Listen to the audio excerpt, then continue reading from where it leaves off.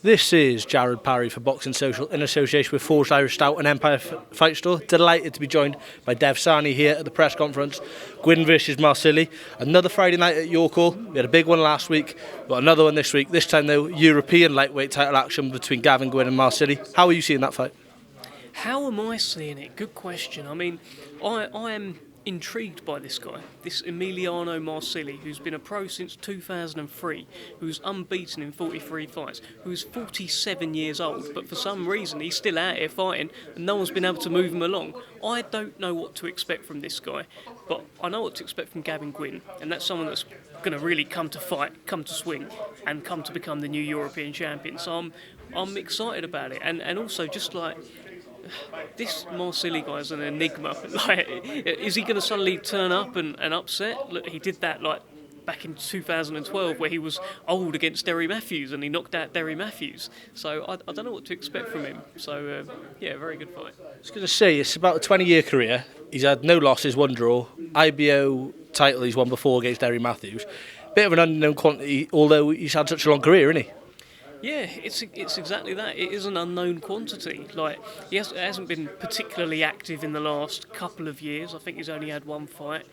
But you just don't know what to expect, and he can certainly bang with that backhand. He's a southpaw as well. He's about 5'6". He's going to be awkward in there, and if he's got the same sort of power that he showed against Derry Matthews, they say the power's the last thing to leave a fighter, then he could have a good night. But Gavin Gwynne's very much top of his game right now, so it'll be interesting. I was going to say, Gavin Gwynne's a fighter, relentless, just comes forward, keeps coming at you all night. So it is interesting to see if Marsili carries that power. But it's also interesting to talk about the Queensberry lightweight stable now. Obviously, you've now potentially got the European title joining. You've already got the British and Commonwealth titles with Gavin. You've got Sam Noakes on the card, 11-0, 11 knockouts. You've also got Mark Chamberlain, who last week came through a fantastic fight to win. Could you see maybe them three all fighting each other in the future? I think so. I think there seems to be a momentum building at the moment for Sam Noakes and Mark Chamberlain in particular. I think that fight's been kind of built up for about 3 years slowly, and now it seems to have just accelerated a little bit. They're talking about each other more and more. They're saying, I'm ready to fight, and I think they'll try and make that fight early part of next year. So yeah, I think they'll fight, and let's see. Gavin Gwynne at the moment, in theory, is a level above. If he wins, he'll become the European champion. But all of these guys will fancy their chances against each other, and we've got them all at Queensberry, so no reason why they shouldn't fight. I was going to say, also on the card Friday night, we've got Raven Chapman, hurtling away towards a world title shot. Sedlikova now the opponent.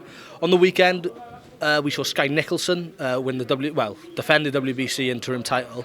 Is that a fight that you could see happening in the recent near future, due to everyone's basically sort of earmarked it online?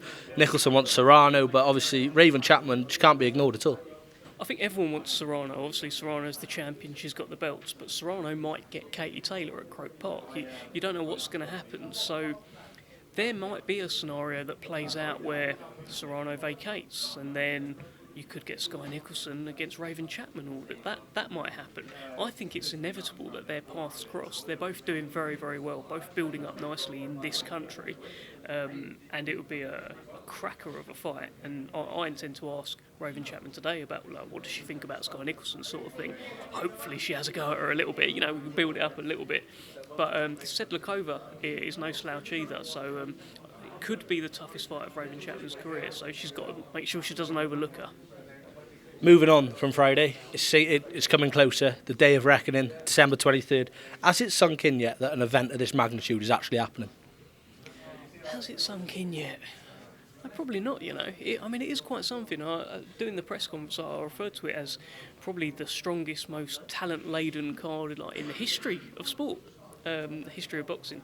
Obviously, I'm hyping it up a little bit, but it does feel quite good. Just having Deontay Wilder and Anthony Joshua, I know they're not fighting each other, but they're on the same card in competitive fights, very, very competitive fights. Having the likes of Dimitri Bivol, Opataya, Daniel Dubois against Miller is very, very intriguing as well. I've no idea what's going to happen in that fight. But yeah, I guess it hasn't sunk in. I guess it will probably sink in a little bit more in fight week, where I'm around it a bit more and watch them all take each other's heads off.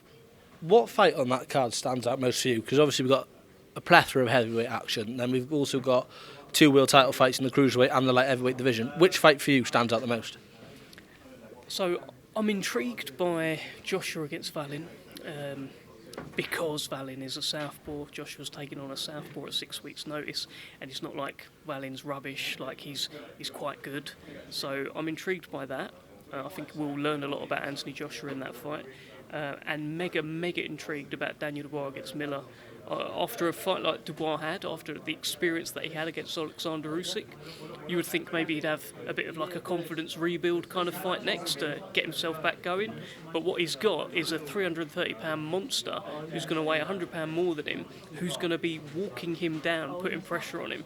So a big test for Daniel Dubois, but he's got the artillery to do a real job as well. Absolutely. So it was announced last week DAZN are picking up the broadcast UK and worldwide. However, Eddie Hearn never ruled out that it could be a co-promotion, well, a co-pay-per-view.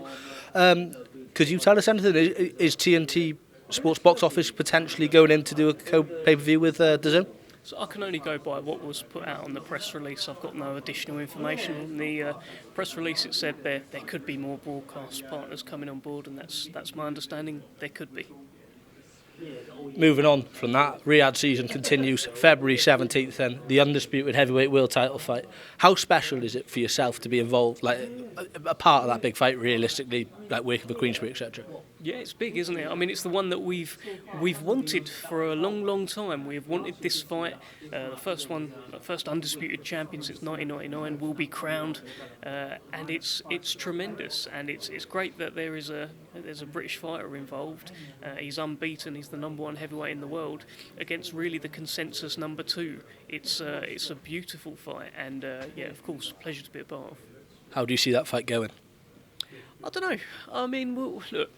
Obviously, I think it might end up coming down to size. Tyson could weigh 50 pounds more than Usyk, and Usyk at times did struggle against Chisora, but he is a bit of a genius as well. And people will look at the Fury and Ngannou fight and they might think, oh, well, maybe Usyk's got more of a chance now. Maybe he can dance a merry tune, but I don't know. I'll be interested to see what they look like on the scales. I'm going to cast your mind back now. Only a few weeks ago we saw the Magnificent Seven card, fantastic card, but it was topped by Nathan Heaney's British title victory. I think many have said it's one of the most feel-good moments they've seen in boxing, his journey. For yourself, since working in the sport, where does that rank in, say, feel-good moments in the sport? Yeah, it was a great moment for Nathan Heaney. At the same time, it was difficult for me to fully lose myself in the story because we represent both fighters. And Denzel Bentley would have been gutted that he didn't beat Nathan Heaney that night. But like from a neutral perspective, I can very much see that was huge for Nathan Heaney. It's an amazing story. It's the sort of story that makes you fall in love with boxing again as well. A guy just realising his dream, and like he's done a ton of interviews. He keeps sort of getting quite emotional in it afterwards as well. You can see how much it means to him. So it's a feel-good story for sure. There was a lot of talk with Hamzah Sheeraz, if he came through Liam Williams, was going to go against Denzel Bentley if he came through Nathan Heaney. Now Heaney's sort of put a stumbling block in that. Could we see maybe Hamzah Sheeraz take on Nathan Heaney next year? Look, I think with the Hamzah Sheeraz situation, he's got Liam Williams in front of him, and we've just seen that Liam Williams has still got plenty left. So he's probably not thinking about who he could fight after Liam Williams, because look, he might not get through Liam Williams. Liam Williams is pretty good. So yeah, let's see if he comes through Liam Williams first, and then go from there. Finally, Dev, you're a man of many talents. Your call fight night, 9 times out of 10 we see you as the MC. Is that going to be a repeat on Friday night? I will be the MC on Friday night, yeah. Got a bit of a cold at the moment, so hopefully that sort of sorts itself out. But yeah, this is TNT Sports Boxing. Brilliant. Dev, thank you very much for your time.